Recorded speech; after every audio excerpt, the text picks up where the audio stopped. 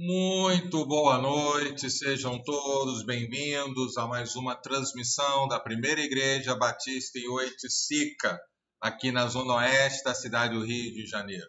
Nós estamos aqui para falar da Palavra de Deus até você, que o Evangelho alcance a sua vida. Nós temos uma transmissão diária nesse tempo, porque a nossa igreja está lendo a Bíblia toda em um ano, não é?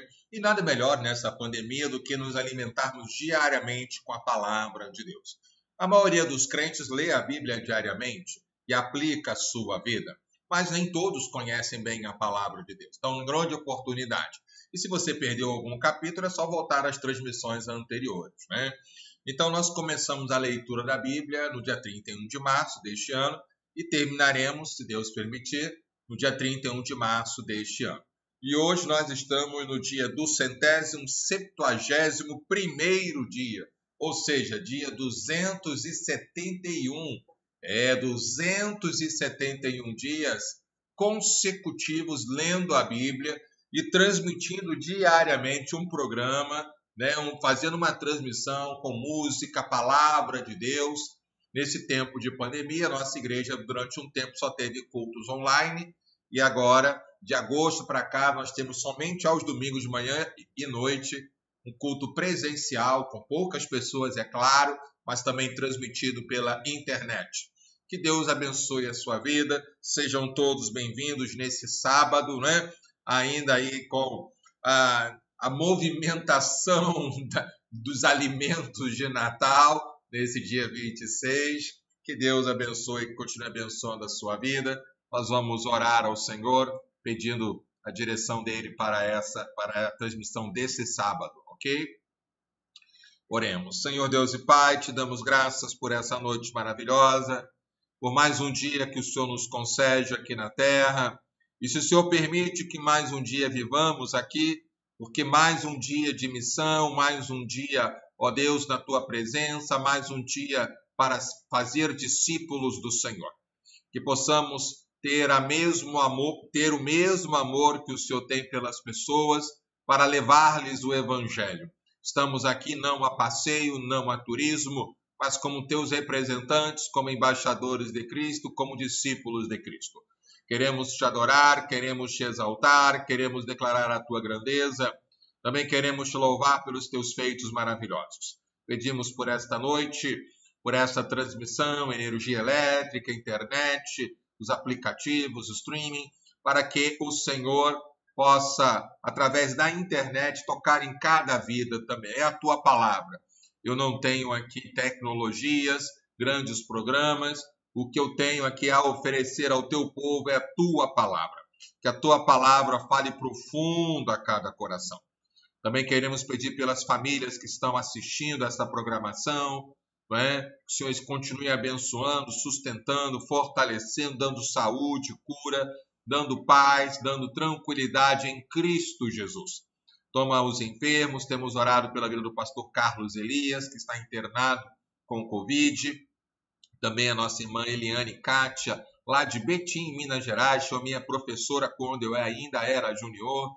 Falei com ela hoje, ela está em casa, está bem, se recuperando. Toma também, ó Deus, aqueles que não têm Jesus no coração têm mais dificuldades de caminhar, porque aquele que tem Cristo no coração, a paz reina em sua vida. Ó Deus, Pai querido, toma também os médicos, cientistas estão trabalhando aí na busca de tratamentos, remédios, vacinas para esta doença e outras doenças também. Mas se, sobretudo, confiemos no Senhor, que a exemplo negativo de Asa, que ao invés de confiar no Senhor, confiou os curandeiros, possamos confiar no Senhor em primeiro lugar e ouvir os médicos e pesquisadores também. Ó Pai querido, sê conosco. Fala-nos ao coração e à mente ao que oramos no nome de Jesus. Amém, Senhor, e amém. Amém, queridos. Que Deus continue sustentando, né, a sua vida, fortalecendo. Quero mandar um beijão aqui para o meu pai, para minha mãe, para minha irmã, está lá com eles agora, né? Meu sobrinho Natan. Um beijo, um abraço a todos de Serra Redonda, Paraíba, né? E se Deus der graça, força e saúde sempre em nossos planos, né? Nós confiamos no Senhor. Estarei lá nas minhas férias pastorais, minhas férias a partir do dia 13 de janeiro, estando de férias, para estar com a minha família lá, não é? Viajando e abençoando, sendo abençoado na casa de meus pais. Que Deus continue sustentando a cada um de vocês. Quero rapidamente fazer alguns anúncios aqui. Amanhã teremos a nossa escola bíblica dominical às 9 da manhã, fechando o livro de 2 Crônicas, com a temática membresia sendo capacitada para fazer discípulos que deixarão um legado de discipulado. Então, vale a pena você estar conosco no prédio ou assistindo, né? E interagindo conosco, isso é muito importante também. Na sequência do culto, teremos o culto onde estarei falando que nada pode parar o discipulado. Aí você tem a Bíblia do discipulado, a escada maturidade espiritual. Eu ainda estou trabalhando nessa arte, né? A arte está bem simplesinha aí. Entendo aqui o discipulado individual e grupo, os cursos da igreja, né, para que você possa estar crescendo. Isso é muito importante. Às 5 da tarde, teremos a transmissão dos capítulos do dia, tá bom? Às 17 horas. Porque à noite teremos o culto, e esse culto já apresenta a temática para o próximo trimestre. A igreja missionária envia os discípulos como discipuladores, não é? E o tema, baseado no livro de Atos, começaremos a ler na segunda-feira, enviados ao mundo pelo Espírito Santo. E na próxima quinta-feira, dia 31, então teremos a nossa vigília de fim de ano, novos tempos, mesmo evangelho, que é o versículo-chave, né? Marcos 16:15, do próximo trimestre. Teremos a partir das 10 da noite, você é o nosso convidado, ou para estar no prédio, tem inscrição, porque só temos 50 lugares, mas você pode participar também pela internet. Que Deus continue sustentando a sua vida, fortalecendo. Nós vamos a mais uma canção e lá volta vamos falar sobre a leitura da Bíblia, que é o o motivo desse momento aqui diário até 31 de março, tá bom? Vamos então a mais uma canção, e aqui essa canção diz: glorificarei teu nome, mais uma de coral virtual. Amo, tenho amado. Os irmãos não têm parado, né? A igreja pode não estar reunida no prédio com todos, mas os corais têm cantado, com a ajuda da família, todos têm cantado. E essa música diz: glorificarei teu nome.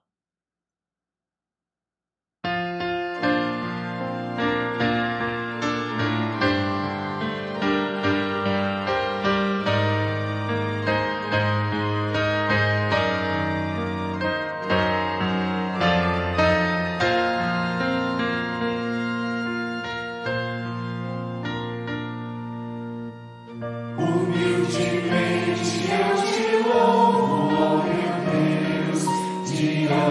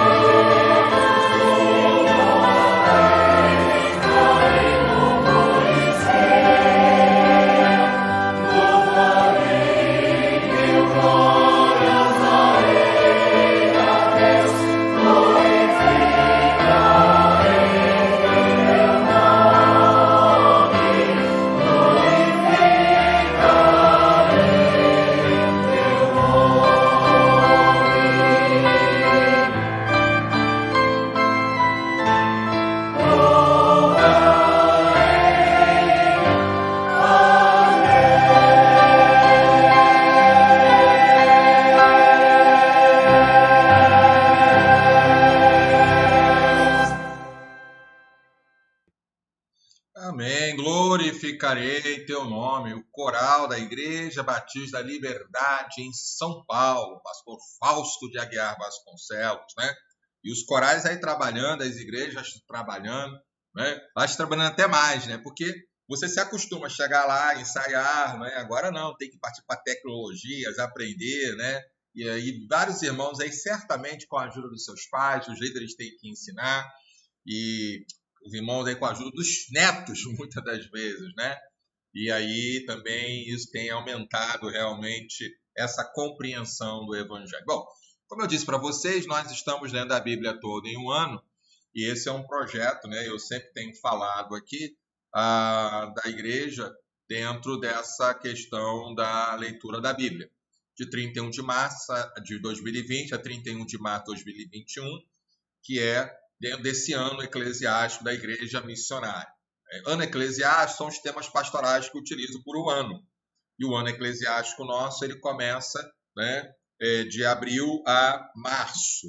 Nesse caso aqui, tudo começou em 2018, quando eu comecei a trabalhar a ideia da igreja saudável. Depois trabalhei a ideia da igreja discipuladora. Estou agora no tema Igreja Missionária, que é o tema desse ano, né? Eclesiástico, olha, começou em abril desse ano, a Igreja Missionária alcança as pessoas com o Evangelho. Depois, a Igreja Missionária integra os convertidos na família de Deus. Depois, ela capacita os membros em discípulos, que é o que nós estamos terminando nesse domingo. E já iniciaremos a partir de segunda-feira, a Igreja Missionária envia os discípulos de Cristo como discipuladores. Então, dentro, né, ano que vem, a igreja é centrada no Evangelho, e eu quero ver, se Deus assim, né? Deus ele já fala, a questão é nossa mente ouvir, os ouvidos entender, né? O tema para 2022, 2023. Então a ideia aqui, voltando aqui ao ano, né? Desses 4 verbos, alcançar, integrar, né? Acho que até tem aquela arte que eu sempre tenho usado aqui, não é? Que eu chamo de círculo da igreja missionária, que é alcançar, integrar, capacitar, enviar, alcançar, integrar. Então esses 4 verbos eles movimentam a igreja, sempre alcançando pessoas, sempre integrando os convertidos, sempre capacitando os discípulos, sempre enviando os discípulos como discipuladores. E isso é muito importante. E aí, então, no projeto de leitura da Bíblia, nós começamos, então, a ler a Bíblia, né, a partir de abril. Na verdade, começamos em 31 de março, como eu mostrei, né, lendo Gênesis 1, e aí dividimos em cada trimestre dos 4 verbos, espalhamos os livros da Bíblia em ordens diferenciadas, alternando Antigo e Novo Testamento, capítulos longos, capítulos pequenos, e assim foi, né? Então, nós já lemos Gênesis, 2 semanas, Êxodo, 2 semanas, Mateus, depois Marcos, depois Josué, Juízes e Ruth, depois 1 Samuel, foram 2 semanas, depois 2 Samuel, depois 1 Reis e depois 2 Reis. Esse foi o primeiro trimestre, né? No segundo trimestre, foi julho, agosto e setembro, dentro da temática e aplicado. E você pode ter todas essas lições aí, né, em PDF, né, para acompanhar aí e aplicar também a sua. Então, nós lemos Romanos, 1 Coríntios, 2 Coríntios, Gálatas e Efésios, depois Filipenses, Colossenses, 1 Tessalonicenses, 2 Tessalonicenses, depois 1 Timóteo, 2 Timóteo e Tito, depois Filemão e Hebreus, depois Tiago, 1 e 2 Pedro, depois 1 João, 2 João, 3 João, Judas, e aí voltamos para o Antigo Testamento com Esdras, Neemias e Esther, depois Jó, e depois terminamos com Provérbios. E aí iniciamos o terceiro trimestre, outubro, novembro e dezembro. A Igreja Missionária capacita os membros em discípulos de Cristo. Lemos Lucas, depois João, 5 semanas em Salmos, tá bom? Até aí. Depois Eclesiastes e Cantares de Salomão. Depois Daniel e Oséias. E lemos Joel, Amós, Obadias, Jonas e Miqueias. Naum, Abacuque, Sofonias, Ageu, Zacarias e Malaquias.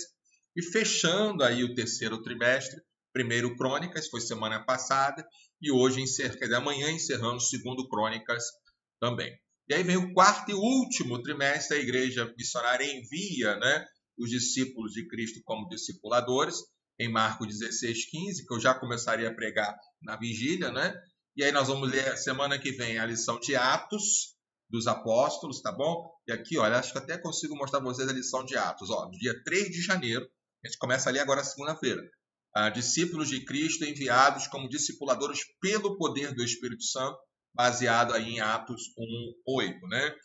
E aí, voltando aqui, então, nós vamos ler Atos a primeira semana, depois uma semana com Levítico, 2 semanas com Números, 2 semanas com Deuteronômio, 2 semanas com Isaías, 2 semanas com Jeremias e Lamentações, né, fechando aí, e 2 semanas com Ezequiel, e aí voltamos para o último livro da Bíblia, Apocalipse, encerrando então, se Deus assim permitir, no dia 31 de março de 2021, com o aniversário da igreja, né? E nesta semana, ou seja, né, estamos, como eu já disse, lendo 2 Crônicas, membresia sendo capacitada para fazer discípulos que deixarão um legado de discipulado, baseado em 2 Crônicas 6:31, né? E onde podemos ver o legado dos reis e o legado do discipulado, tá bom? Então, você teve um panorama geral, e agora então vamos à meditação do dia, desse dia 26 de dezembro, dia 271, nós estamos lendo 2 Crônicas 26, capítulos 26 a 31, hoje bastante capítulos, né? E separei 2 Crônicas 30, capítulo 30, versículo 9. Porque se vocês se voltarem ao Senhor, os irmãos e filhos de vocês acharão misericórdia diante dos que os levaram cativos, e eles voltarão a esta terra, porque o Senhor, o Deus de vocês, é bondoso e compassivo, e não desviará de vocês o seu rosto, se vocês se voltarem para ele. Como é bonito o Evangelho, né? O Evangelho está aqui, arrependimento. Neste sábado, lemos sobre o reinado de Uzias, Jotão, Acais e parte de Ezequias. Na grande reforma espiritual do rei Ezequias, lemos sobre as promessas do Senhor de sempre se voltar para aqueles que o buscam de coração. O cativeiro seria necessário para a cura e amadurecimento do povo. Mas Deus tem o seu olhar misericordioso, porque diante do arrependimento, tem o seu olhar misericordioso diante do arrependimento. Como é importante, não é? Não devemos desistir daqueles que discipulamos. A pessoa está errada, né? Não está aprendendo, continua. Né? Eu olho para a minha vida, se Deus desistisse de mim, o que seria da minha vida? Né? E aí uma pergunta importante que eu tenho me feito, você já desistiu de alguém espiritualmente falando, não é? E às vezes eu insisto com a pessoa, não desisto dela, mas ela tem que querer também, né? Mas não posso desistir. Que Deus nos ajude, né, a aplicar esse legado de discipulado, a não desistir das pessoas. Que Deus continue sustentando a sua vida. Vou falar um pouquinho de discipulado e caminhar nos textos de hoje, mas antes mais uma canção, e aí eu quero convidar a nossa querida irmã Iraci para louvar ao Senhor. Irmã Iraci, seja bem-vinda, louvando o nome do Senhor.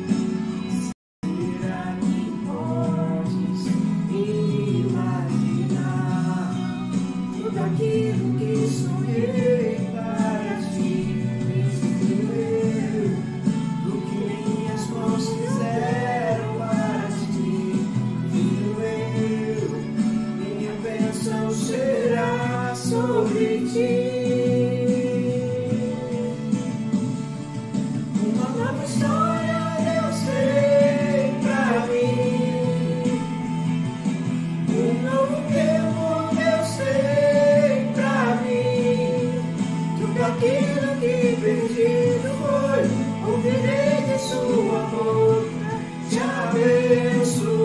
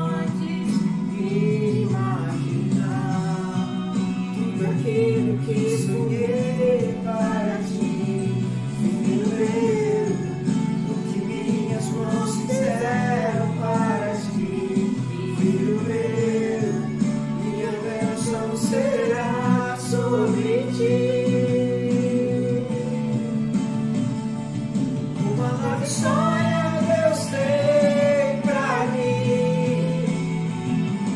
Um novo tempo Deus tem pra mim. Tudo aquilo que perdido foi, ouvirei da sua boca, te abençoarei.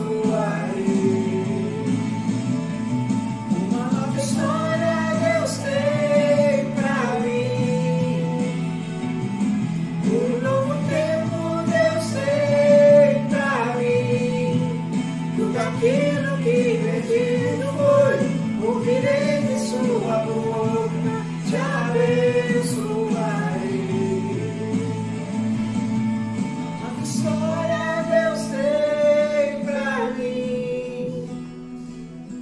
Um novo tempo Deus tem pra mim. Tudo aquilo que perdido foi, ouvirei de sua boca, te abençoarei. Uma nova história Deus tem pra mim. Um novo tempo Deus tem pra mim. Tudo aquilo que perdido foi, ouvirei de sua boca, te abençoarei.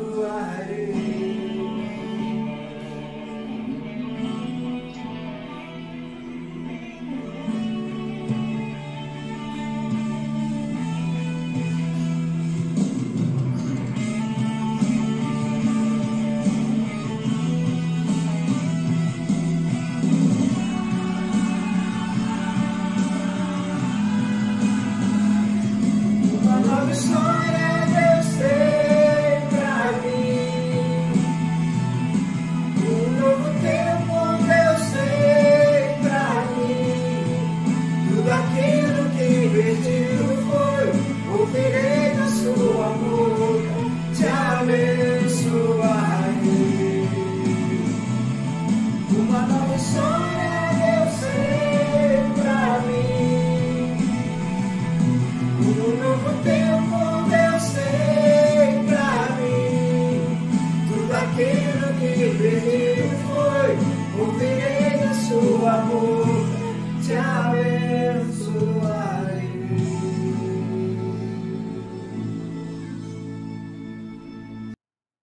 Amém. Uma nova história, né? Tá chegando aí esse final de ano, sem pensar, né? Se você pensar em ciclos, né, anuais, tem gente que pensa em ciclos mensais, trimestrais, quadrimestrais, semestrais, semanais.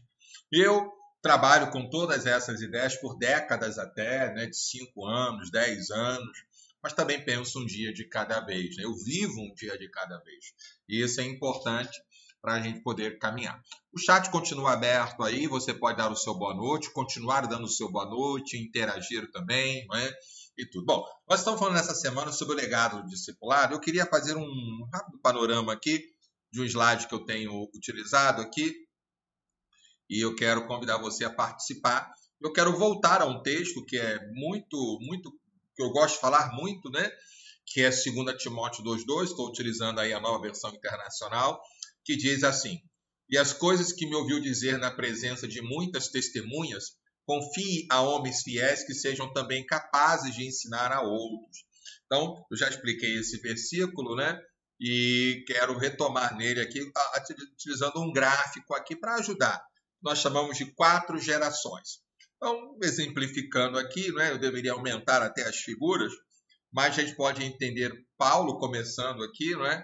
Paulo aqui, ele discipulou Timóteo, diz que Timóteo tinha testemunha, então teria que ter até mais gente aqui, e Timóteo tinha que fazer o mesmo que Paulo fez a homens confiáveis, que por sua vez falassem a outros, né? E aí por que 4 gerações? Primeira geração Paulo, segunda geração Timóteo, terceira geração homens confiáveis ou idôneos, e a quarta geração outros. Como é que eu posso saber se eu estou discipulando corretamente? É que a pessoa ou as pessoas que eu estou discipulando estão discipulando outros, estão discipulando outros. Quando 4 gerações podem ser ligadas, é porque o discipulado ele já está fluindo bem. Porque quando Paulo morreu, Timóteo continuou e os outros também. Quando Timóteo morreu, os outros continuaram também. Então sempre tem que haver 4 gerações. para se manter aí, né? Isso daí é importante. E aí é uma pergunta simples que eu tenho utilizado nos treinamentos: quando começa e quando termina o discipulado? Então, o discipulado pode começar no momento em que você toma como cristão uma decisão de ser discípulo e fazer discípulos, ou começa também, como eu tenho ensinado, na evangelização, no relacionamento com as pessoas não crentes, na oração, né? Para que eu tenha sempre uma pessoa não crente para evangelizar, um novo convertido para cuidar, um membro para discipular, né? E até estar sendo discipulado e ajudando líderes também num grau maior, como Barnabé, né? E quando é que o discipulado termina? Obviamente quando eu vou morrer, né? Quando eu morrer, ou Jesus voltar aí, né? Nunca para o discipulado. E cuidado, agora presta atenção que eu não vou falar para você se escandalizar. Até quando se morre, se continua sendo ainda o legado do discipulado. Obviamente que não é reencarnação, nem espírito voltando, não é isso que eu estou dizendo. Mas, por exemplo, as histórias que Paulo contou, né, os exemplos, até hoje chegam para nós. Algo que eu falei lá no passado, às vezes ex-alunos, ex-ovelhas lembram, né, como impactou a vida deles, já vão passando isso para outros. Isso se chama legado do discipulado. Eu discipulo até morrer, ok? Mas o legado ele continua depois da morte, porque vai passando de geração em geração até que Cristo volte, né? Isso é importante também. E como é que avaliar se eu estou fazendo realmente, que eu estou realmente fazendo um discipulado? Se tem as 4 gerações, né? Porque eu estou cuidando de uma pessoa, discipulando uma pessoa ou um grupo que não está discipulando outros. Por isso, na igreja missionária, todos têm que ser capacitados e nessa capacitação eles têm que estar fazendo discípulos. Isso daí é muito importante, esse entendimento aí. Tá bom, queridos? Então, eu gostaria de compartilhar isso aí. Eu queria terminar com essa frase aqui: fazer discípulos é a sua primeira prioridade. É a ordem da igreja, né? Alguns me perguntam: pastor, quando é que vai ter pequeno grupo na igreja? Qual é a função do pequeno grupo? Tudo na igreja só tem uma missão: fazer discípulos. É a ordem de Cristo, né? Se isso não existir, não é. Então, todas as ações se baseiam nisso, né? Em alcançar pessoas com o evangelho, uma vez alcançadas, integrá-las na igreja, uma vez integradas, capacitá-las, e uma vez em capacitação, enviá-las ao tempo para que ela alcance pessoas. Então, se ela não alcançar, a gente vai ver semana que vem agora, né? Saulo, logo após sua conversão, já começou a pregar. Ele já logo entendeu que ele tinha que alcançar pessoas com o evangelho. E isso aí é muito importante, tá bom? Que Deus continue abençoando a todos. A internet está meio parado, né? Mas a gente vai caminhando. Nós vamos a mais uma canção. E essa aqui eu acho que você conhece bem, Jerusalém, né? É um clássico aí. Vamos louvar na volta. Né? Vou estar falando sobre os capítulos de hoje em 2 Crônicas.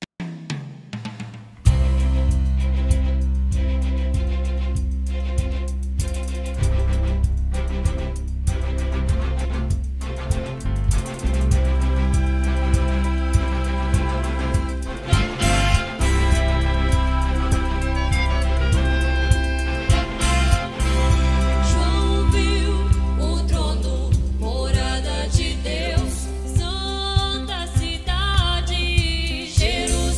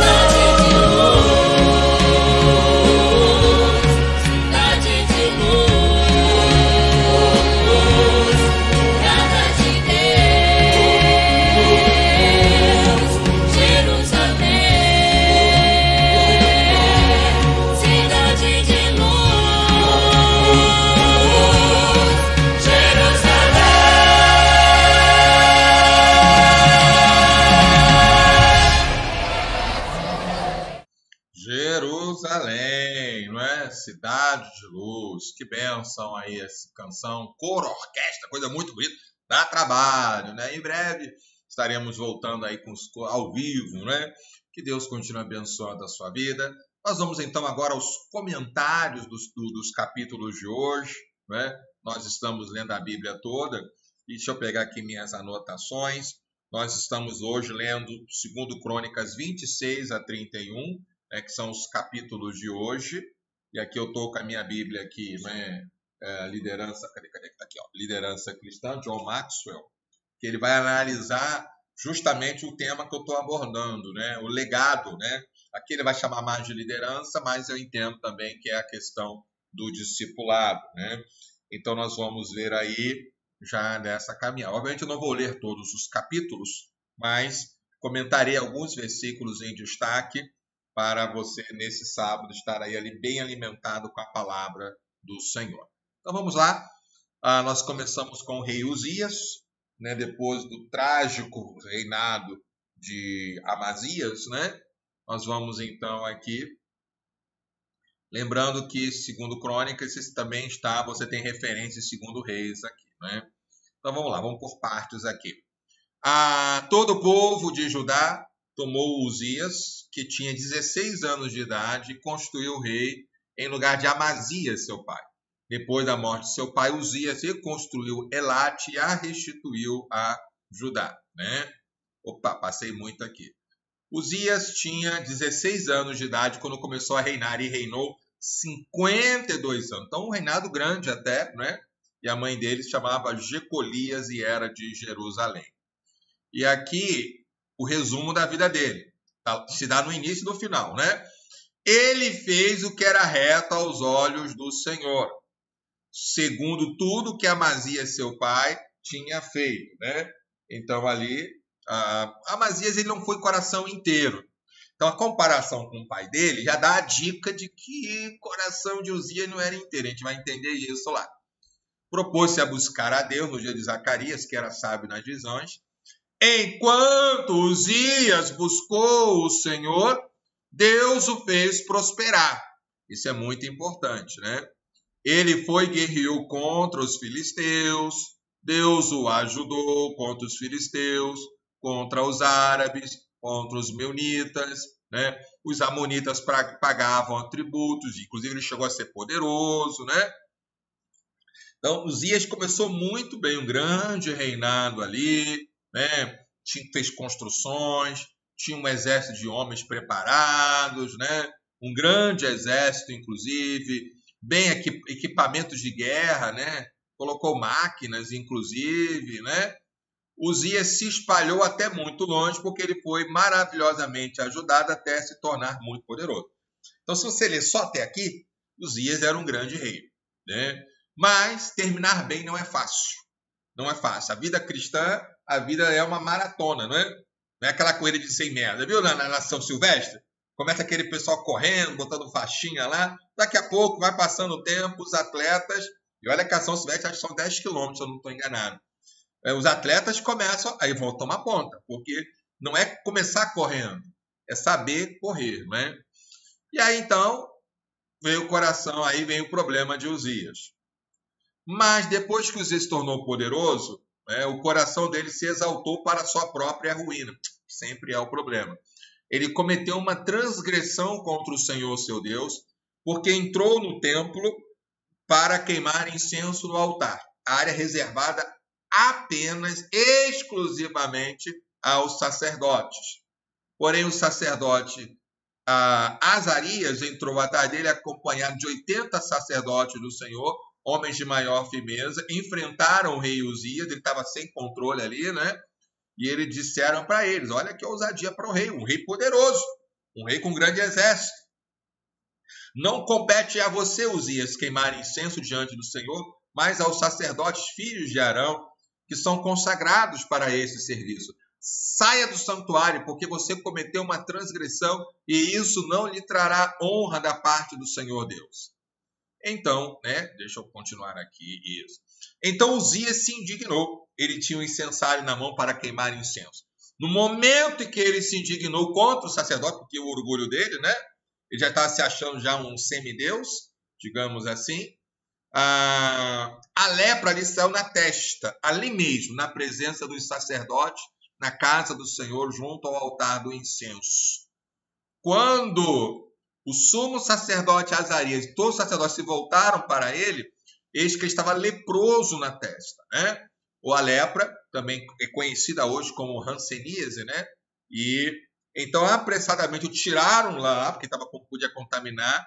Aí ele mesmo se apressou, porque ele percebeu que o Senhor o havia ferido, e isso foi muito rápido, né? E ele então saiu de lá. Ele ficou leproso até ao dia da sua morte. Morou numa casa separada, ele não podia, né? Foi excluído da casa do Senhor, não podia participar mais de nada. E Jotão, seu filho, acaba governando, né? E aí, então, aqui você tem uma relação com Isaías, porque quando a gente lê Isaías 6, que é paralela a essa narrativa, com a morte do rei Uzias, Isaías tem uma visão. Uzias é um profeta ali, né? Mas é interessante essa colocação aí, né? Então vamos agora ao capítulo 27. É um pequeno que vai narrar o reinado de Jotão, né? Jotão tinha 25 anos quando começou a reinar e reinou apenas 16 anos em Jerusalém. Sua mãe chamava Jerusa, né? Fez o que era reto aos olhos do Senhor, segundo tudo que Uzias seu pai havia feito, né? Então você vê que o exemplo não é muito bom, não. Ele não entrou no templo, isso ele não fez. Mas o coração dele não era íntegro, como o avô Amazias, né? E o povo, e aí vem uma explicação, o povo continuava na prática do mal, né? Então ele fez algumas obras aí, guerreou, né? Teve vitórias até, e mesmo caminho, né? Mesmo não sendo 100% para Deus, Jotão se tornou cada vez mais poderoso, pois dirigiu seus caminhos segundo a vontade do Senhor, seu Deus. Ele consultava a Deus, mas o coração dele era grande, né? Ali, né? E ele reinou apenas 16 anos, né? E foi sepultado na cidade de Davi, e Acais, seu filho, reinou no seu lugar. Então não há muito, né? Não se gasta muito tempo com Uzias. E com Uzias se gasta, mas com Jotão menos, né? Aí na narrativa de 2 Crônicas. No capítulo 28, nós vemos o reinado de Acás. Quando eu viro para cá, é porque a Bíblia está aqui desse lado. Porque se eu botar ela aqui na minha frente, vai ficar na frente da câmera aqui, né? Então eu tenho que botar ela mais para baixo aqui. Você não está vendo, mas está na frente do computador, né? Então eu tenho que virar aqui. Eu tinha que ter um suportezinho aqui, né? Que eu pudesse, mas não tenho. Então, a gente tem que virar para o texto bíblico aqui, porque eu tenho 2 telas aqui, mais a Bíblia aqui. Eu gosto da Bíblia de papel, eu posso usar. Eu tenho usado com vocês aí, né, o site da Sociedade Bíblica do Brasil, na NAA, que é a Nova Almeida Atualizada. Vamos lá, então. Acais, então, 3º rei, né? Amanhã tem um vídeo, que eu espero que não bloqueie, que a Cristiane da nossa igreja, né, a Cristiane do irmão Divaldo, mandou, que é as crianças cantando o nome dos reis, né, para a gente aprender. Vamos ver se não me bloqueio amanhã, né? Acais tinha 20 anos de idade quando começou a reinar e reinou 16 anos em Jerusalém. E aí, o legado. Não fez o que era reto aos olhos do Senhor, ao contrário de Davi, seu pai. Quando o escritor, inspirado pelo Espírito de Deus, escreve isso, é porque ele foi um rei que não adorou o Senhor. Ele pode ter adorado em parte, como muitos foram, mas ele não adorou ali. E aí o que ele faz? Para piorar, ele anda no caminho dos reis de Israel, né, o reino do norte, da idolatria, faz imagens difundidas de Baalins, né? Queimou incenso em Ben-Hinom, queimou os seus próprios filhos, segundo as abominações dos gentios que o Senhor havia expulsado diante dos filhos de Israel. Também sacrificou e queimou incenso nos lugares altos, nas colinas, debaixo de toda a árvore frondosa. Por isso o Senhor, seu Deus, o entregou nas mãos dos reis dos sírios, que derrotaram e fizeram uma grande multidão de prisioneiros que foram levados para Damasco como escravos. Também Acais foi entregue nas mãos do rei de Israel, que lhe impôs uma grande derrota, não é? E aqui várias derrotas também ali. E muita gente foi levada, foi saqueada, foi levada como escravo lá. E aí ele continua. Havia em Samaria um profeta do Senhor, cujo nome era Oded. Eu sempre confundo aqui com Obed, mas é Oded. Oded. Né? Ele saiu ao encontro do exército que voltava para Samaria e disse, né? Aqui, deixa eu separar aqui, até o 10. Eis que o Senhor, o Deus dos seus pais, ficou irado com Judá e os entregou na mão de vocês. E vocês os mataram com tamanha raiva que chegou até os céus. Agora vocês estão querendo fazer dos filhos de Judá e de Jerusalém os seus escravos e as suas escravas. Será que vocês não são culpados diante do Senhor, seu Deus? Então isso daí é importante, né? Quando ele coloca aí. Agora escutem o que vou dizer e mandem de volta os prisioneiros que vocês fizeram entre os filhos de... entre os seus irmãos, porque o furor da ira do Senhor está sobre vocês. Então, alguns ouviram, né, e disseram aqui, não traga esses prisioneiros para cá, porque vocês estão querendo aumentar ainda mais os nossos pecados e a nossa culpa diante do Senhor. A nossa culpa já é grande, o furor da ira do Senhor está sobre Israel. Né? Então, os homens armados deixaram os prisioneiros e o dispôs diante dos chefes. Né? E assim, então, eles voltaram então para Samaria e o povo voltou lá. E aí continua a narrativa de Acaz. Acaz continua no pecado, o povo também, e as opressões vêm sempre essa relação, né, entre os ataques ali. É uma época de guerras, né? Naquele tempo, o rei Acaz mandou pedir aos reis da Síria que o ajudasse, porque de novo os edomitas tinham vindo derrotado Judá, levando alguns prisioneiros. Né? Então ali ele pediu ajuda. E o que acontece quando você pede ajuda e não busca ao Senhor? Né? Confia mais nos outros do que no Senhor? Ele diz então, porque o Senhor humilhou Judá por causa do rei Acaz, porque este havia permitido que Judá caísse em imoralidade e foi completamente infiel ao Senhor. O rei Tiglat-Pileser da Síria atendeu o pedido de Acaz, porém, em vez de ajudá-lo, deixou no aperto maior ainda, né? Porque Acaz pegou o objeto da casa do Senhor, do palácio real, e deu para o rei da Síria, mas não serviu de nada.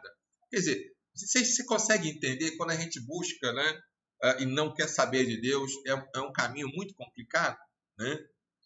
E aí, então, no tempo da sua angústia, em vez de buscar ao Senhor, ele foi mais infiel ao Senhor, né? Ofereceu sacrifício aos deuses de Damasco, que o derrotavam. Olha o que ele chegava a dizer. Quem sabe eles me ajudam, né? E Acaz, então, fez tudo isso, queimou incenso, provocou a ira, como já foi lido, os próprios filhos ele sacrifica, né? E Acaz foi um péssimo rei, um dos piores reis de Judá, não é? E aqui, olha o final dele aqui. Ele morreu, foi sepultado na cidade de Jerusalém, mas não nos túmulos do rei de Israel.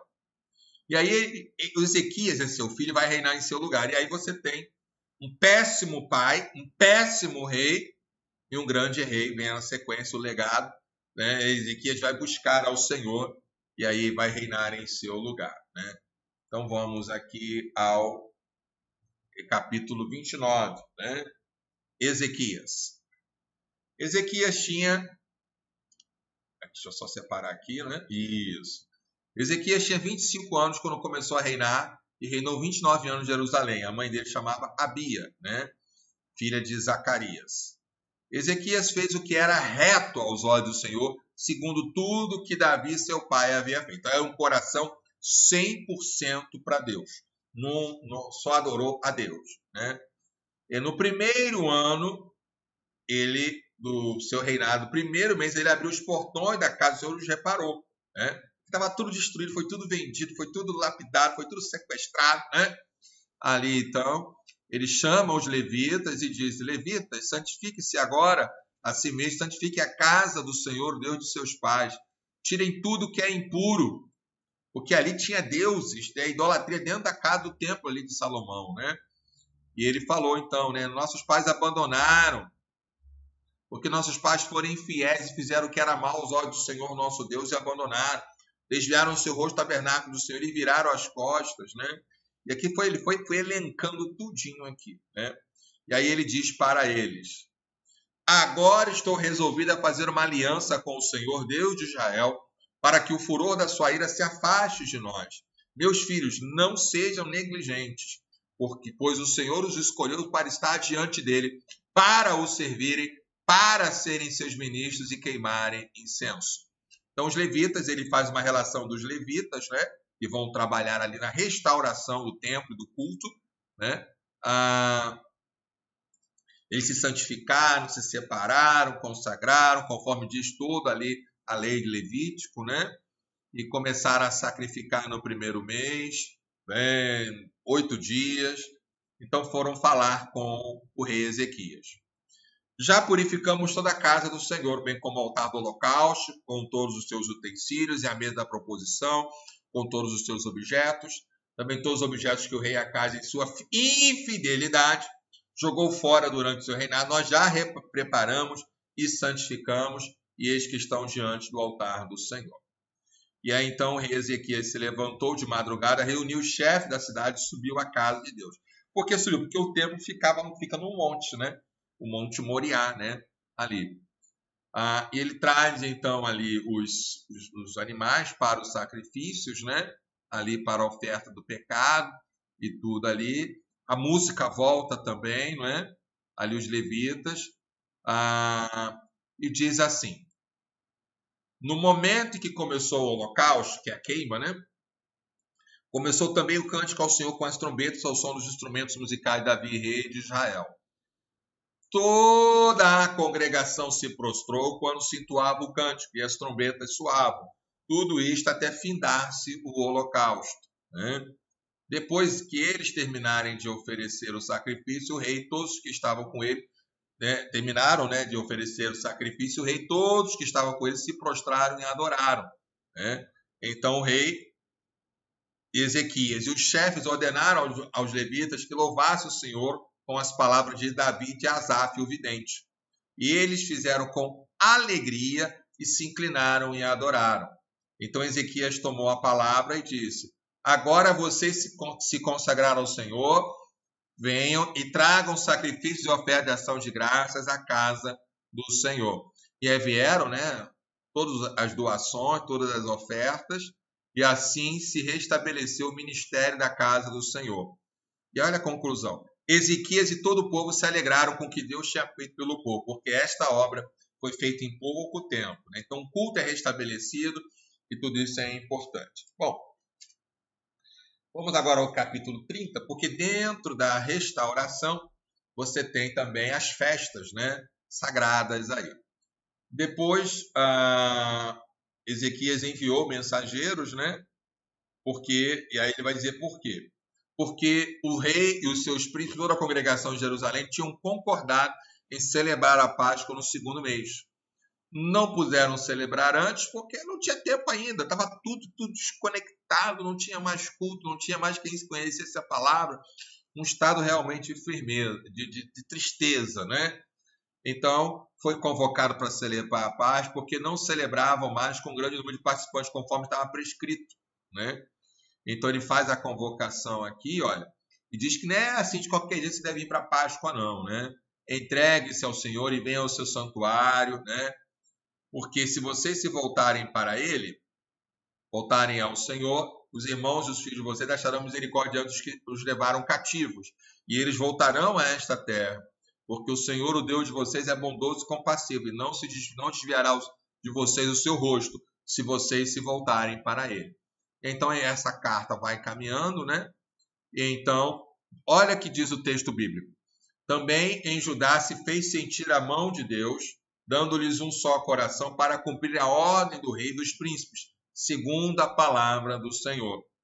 Uma grande multidão se reuniu em Jerusalém para celebrar a festa dos pães sem fermento, ou pães ázimos, no segundo mês. Era uma congregação enorme, né?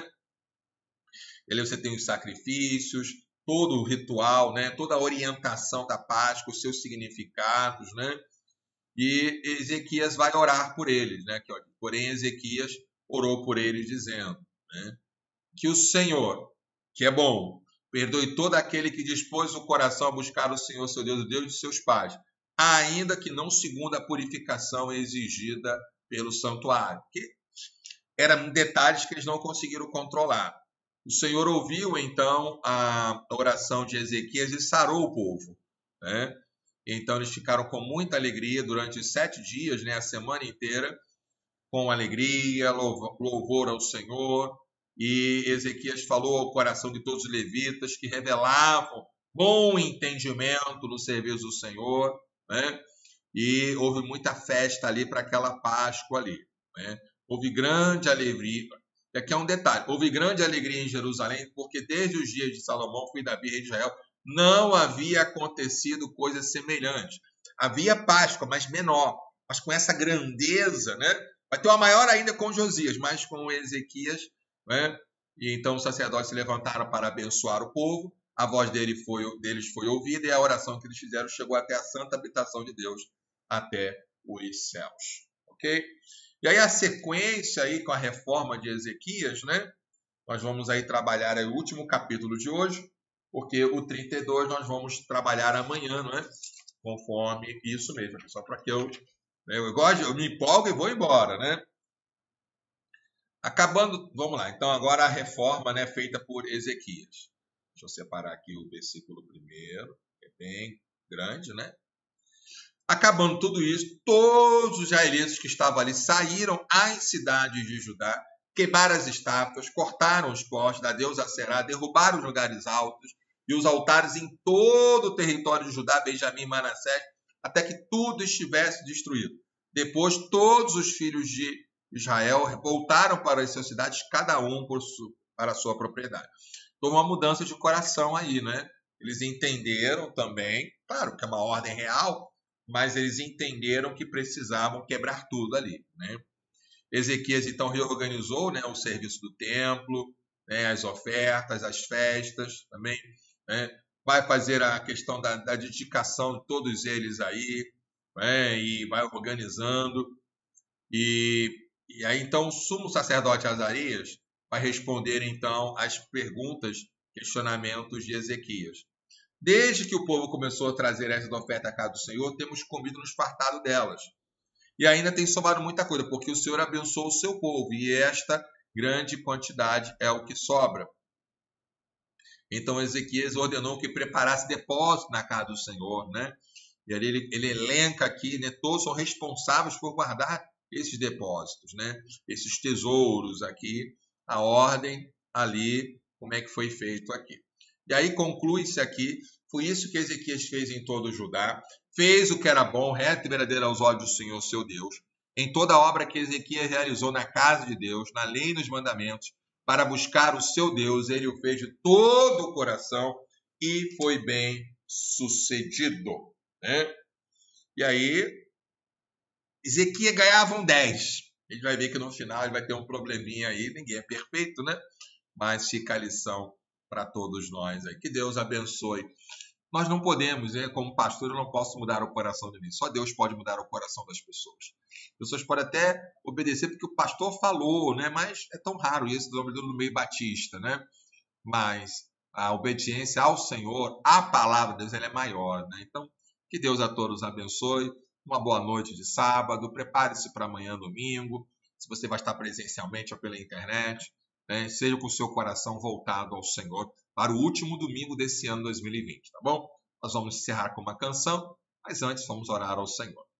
Obrigado, Senhor, por essa noite, pela Tua palavra explanada. Obrigado por tudo que o Senhor tem feito em nossas vidas. Obrigado por esse ano 2020, um ano diferente, com pandemia, mas ao mesmo tempo temos experimentado a Tua graça e a Tua glória. Obrigado por tudo, ó Pai. Nos dê uma noite de paz e descanso e nos abençoe nesse domingo. É o que oramos, no nome de Jesus. Amém, Senhor, e amém. Amém, queridos. Que Deus a todos continue sustentando e abençoando. E vamos encerrar com uma canção que diz: Mais grato a ti. Até amanhã. Amanhã, 9 da manhã, tá, gente? 9 da manhã, escola dominical. Amanhã, 9, 17 e 19 horas, tá bom? Um abraço.